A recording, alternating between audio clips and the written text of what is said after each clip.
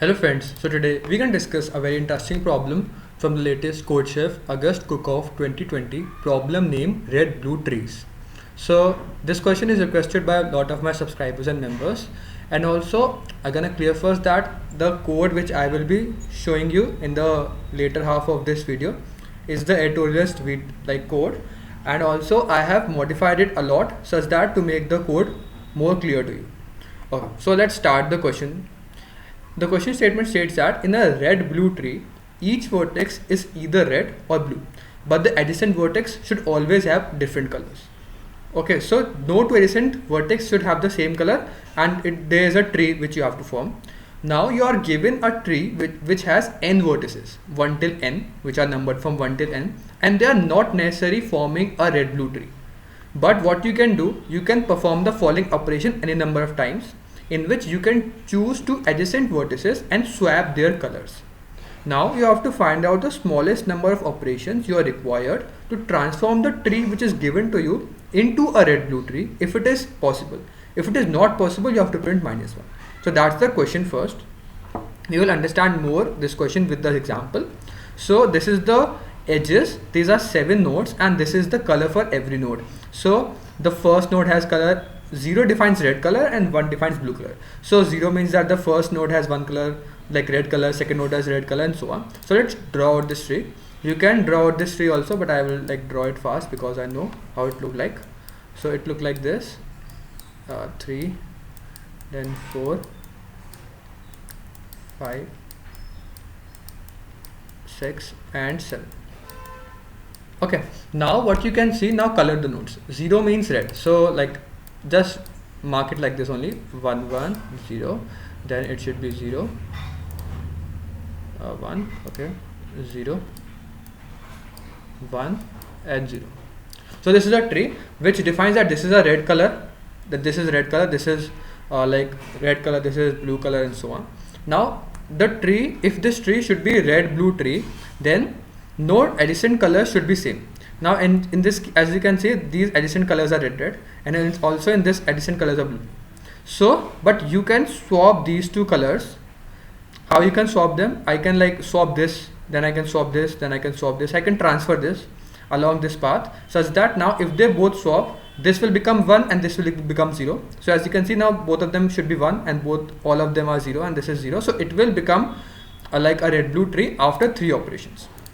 Okay, so this is the total overview of the question first. Now let's start with how to find out some key observations, and then we will proceed to how to solve this question.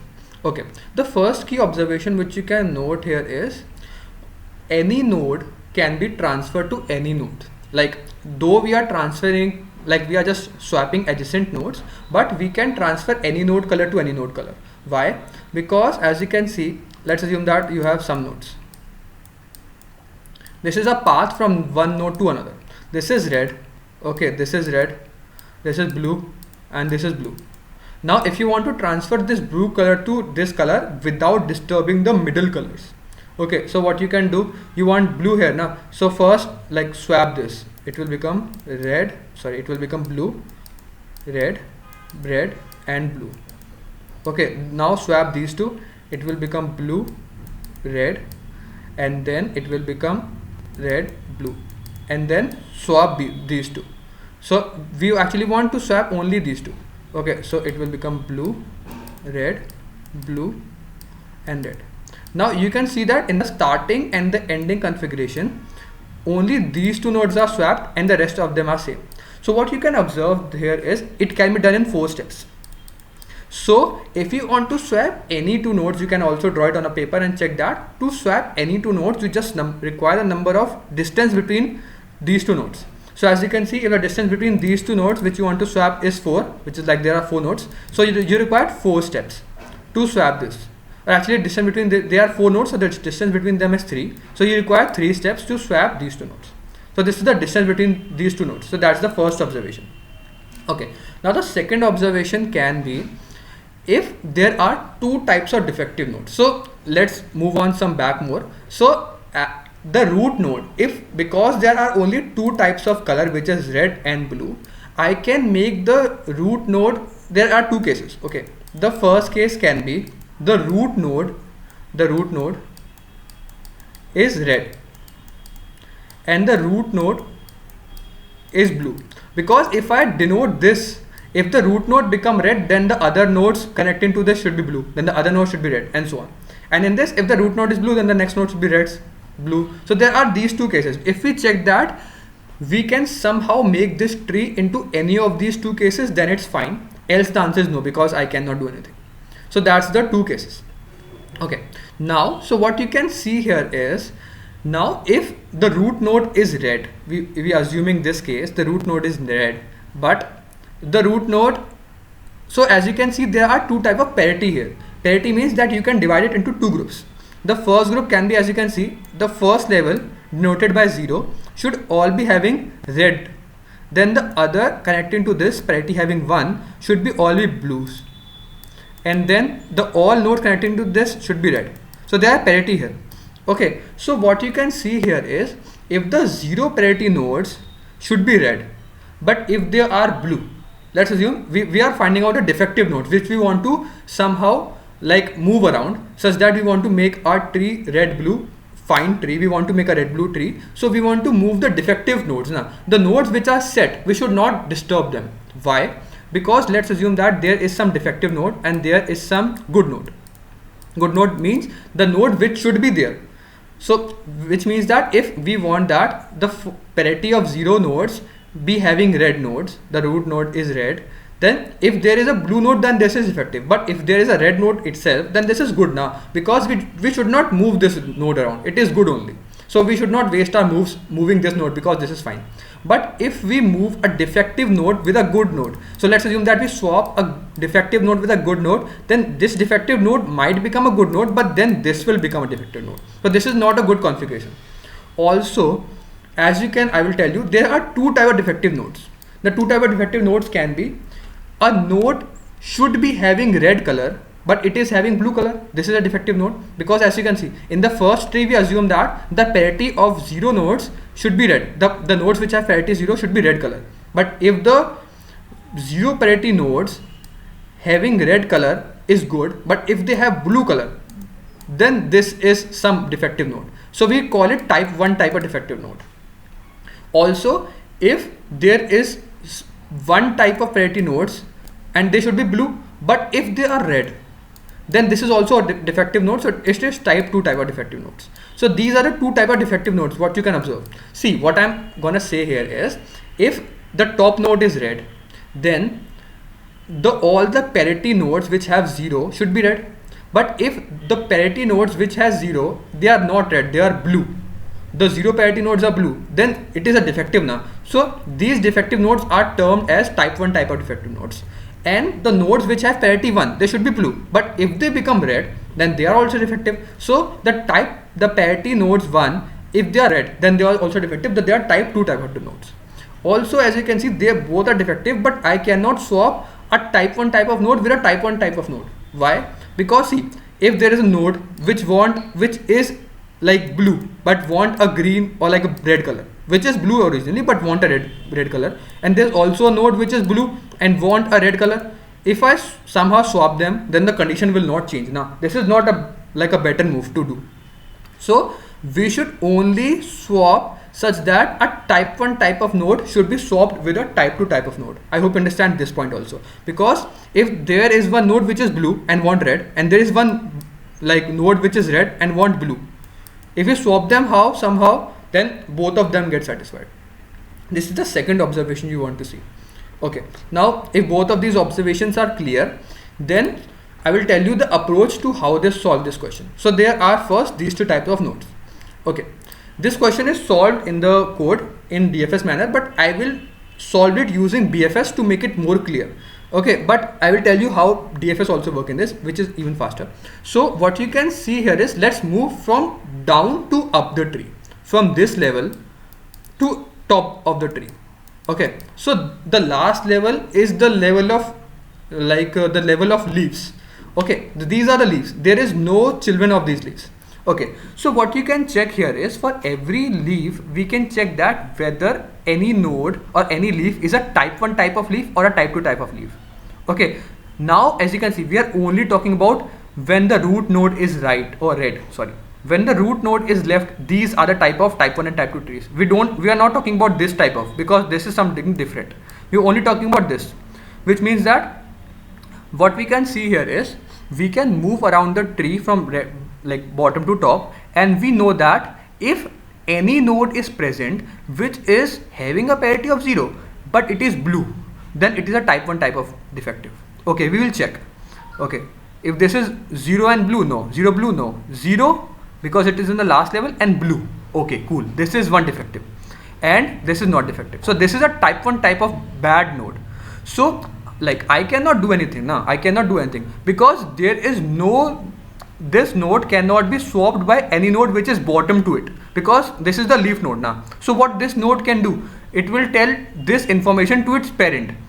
This node should tell this information to its parent that if you find out any node which is type 2 type of node, then I can swap this node with type 2 type of node, because there is no node down this leaf. I cannot do anything to swap this. So I will tell, so what this happening is every leaf node or every node is telling its parent how many nodes or how many type 1 and type 2 nodes are there. So in like simple terms, for every node we want to find out in the subtree of that node or the children of its node how many type 1 and type 2 type of nodes are there, and that information is transferred from the children to its parent. So now what you can do for this, I will find out a type, how many type 1 and type 2 nodes are there. For this it will tell us, okay, there are one type 1 type of node and 0 type 2 node. So for this I will store, okay, there is one type 1 type of node and 0 type 1 type nodes, and this there is no defective nodes. Okay, now this node will check itself. Okay, what this, its parity or its parity is 1 but it is red. Okay, this is a type 1 or type 2 type of node.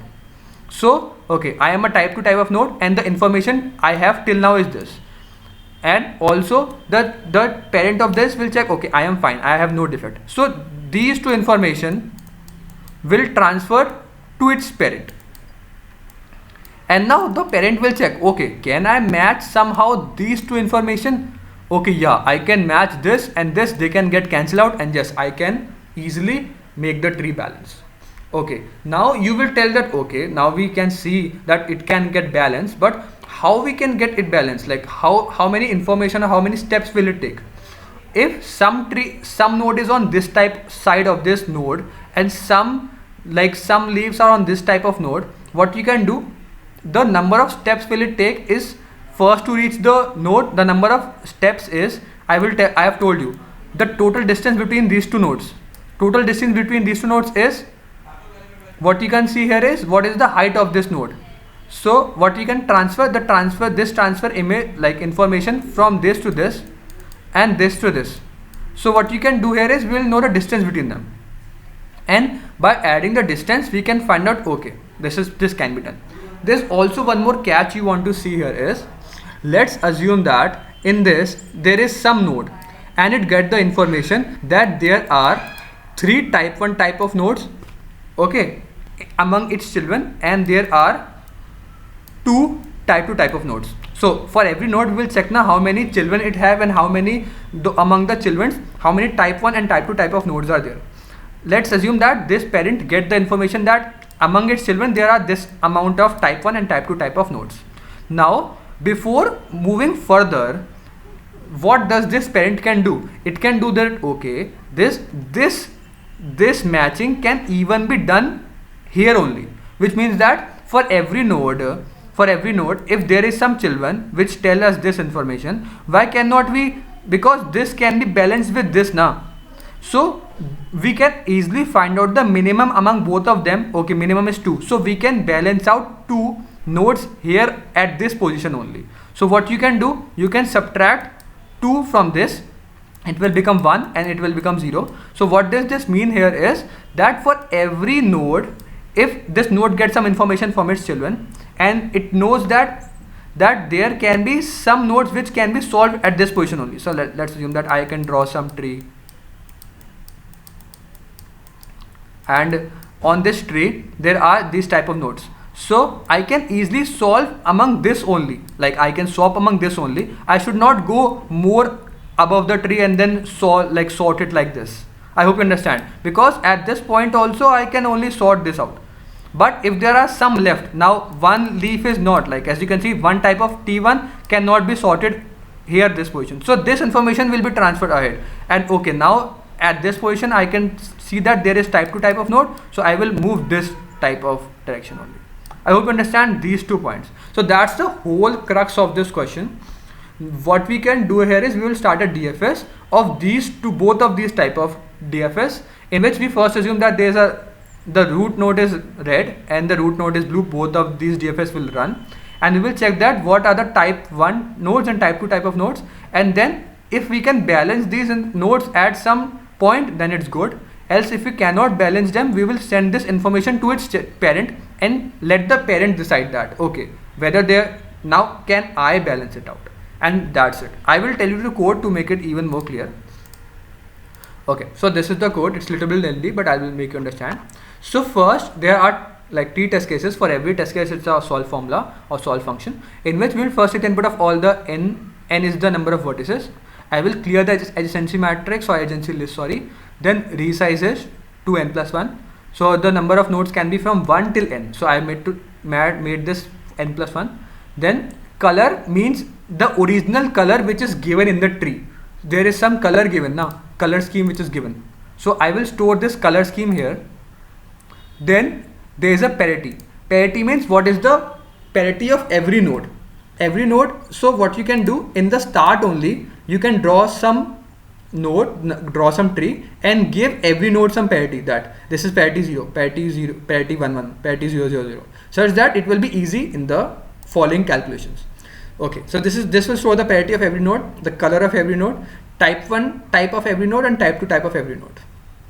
A and B, take the input of A and B, make the adjacency list, and then take the input of the string. And for every string, because we are doing it from one indexing, the string indexing is from 0. So now color plus 1 means that for the first node, we will store its color. If it's 0, I will make it 0, and if it's 1, I will make it 1. Now I will assign parity to every node. So how this function will run? It's actually just a DFS in which we start from 1 and the parent of this is -1, and we are starting our parity from 0. So this is the assign function. In this I will start from u, this is the parent of u, and this is the parity. So what you can do, for the starting node u, I will make u assigned to this parity. Then for all its children, the parity should be reversed. If it's starting with 0, then the children should be 1. So I have assigned the first node with this parity, and then for all its children, if it's not the parent, we will again call this function, making this children as the starting node, the parent will become u and the parity will change. That's the assign function. This is a very simple function, just DFS function making assign. So this will populate this parity vector which I have defined here. So this will define the parity of every node. Okay, now this will complete. Now result is the final result or the minimum number of moves. So it is a very large number. Now what you can see, there are 2 types of cases, the first and the second case, which I have told you. The first case is the root node is red and the root node is blue. So that's why I have done these 2. Okay, so I have just made a for loop, but you can do it in simple terms also. So if I is equal to 0 means that's the first case in which the root node is red, and DFS 2 is when the root node is 2. In the original code in CodeChef, they have made the single DFS, but I have like divided into 2 DFS to make it more clear. Okay, so we have just doing the same call, just doing it from the root node only, but the DFSs are different, because in the first we want that our root node is red, in this our root node is red, and in this our root node is blue. And answer is 0 at the start. Answer means how many minimum steps we'll do. Okay, if in the end, what I've told you, in the end we will tell the whole information to the parent now. Parent will know how many nodes of type 1 and type 2 are left. If they are got matched at some parent, then okay, but the nodes which doesn't get matched will transfer to its parent and then all to its parent, and it will go to the final like the final root node. If the number of type 1 type of nodes and the type 2 type of nodes for the root nodes are equal, then we can then it is possible to match everything out. And in that case only, if the type 1 and type 2 for the root node is matched, then we will update our result with the minimum result, that is answer, because it is global value. Okay, it is a global value, but we have to first make it 0 before this DFS function. Then only we can change our result. If any of this doesn't match, if it doesn't match in the end, then we don't run the DFS function. Else, if for both of these cases, like this type 1 and type 2 at the root node doesn't match, which means that we cannot make this tree. And if it doesn't match, then the result will not get disturbed. And if the result is equal to this same value, then the answer is -1, because we don't do anything. But else we'll find out the minimum number of steps which is stored in result. Okay, now see how this DFS1 and DFS2 is called. DFS2 and DFS1 is just like almost same, just these two lines are different. That's what I've done and changed. So what you can see here is, I will only tell you the first code and then you can understand the second one also. So what I've told you, what is the type 1 type of U node? I will check that, okay, whether the U node on which I have started the DFS1, I have DFS1 started at the first node. Okay, the first node, I will check that whether the first node is, so type 1 type of node is a bad node in which if there is a parity of 1 and it is red, which I have told you. Type 1 type of node is if this is parity 1, because red should be on the parity 0, but if red is on parity 1, then it is a bad node of type 1. Okay, that's what I have told you. So that's what we'll do if parity is 1 and it is red.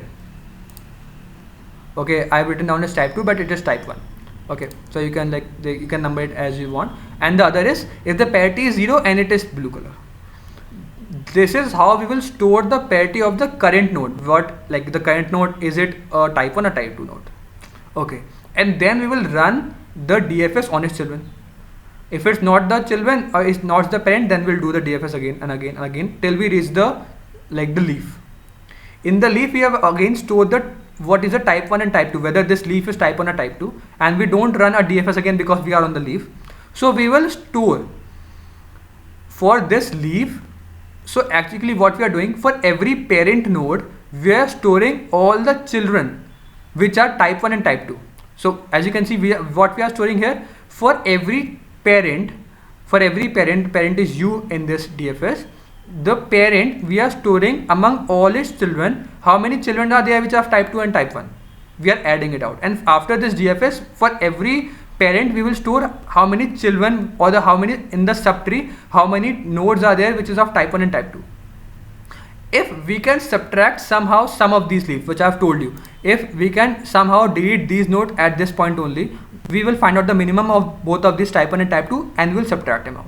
So what you can do, we will find out the minimum of type 1 and type 2 and we will subtract type 1 and type 2 from this, because now we have resolved them, so we will subtract this information from this, and the number of steps we have done to resolve this is answer plus equal to type 1 and type 2. Why we have used this? Because this is actually the distance, because we are assuming that this is the parent and this parent resolves the children.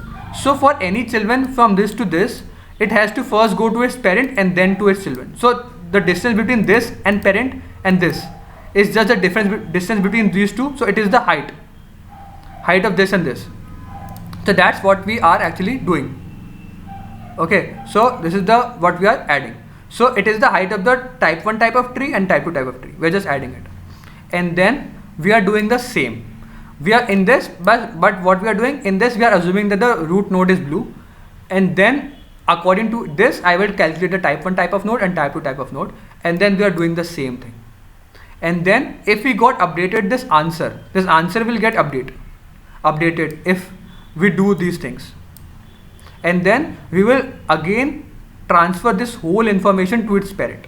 This is a DFS call. You can write on a paper to make it more clear. I have divided this function into 2 parts to make it more clear.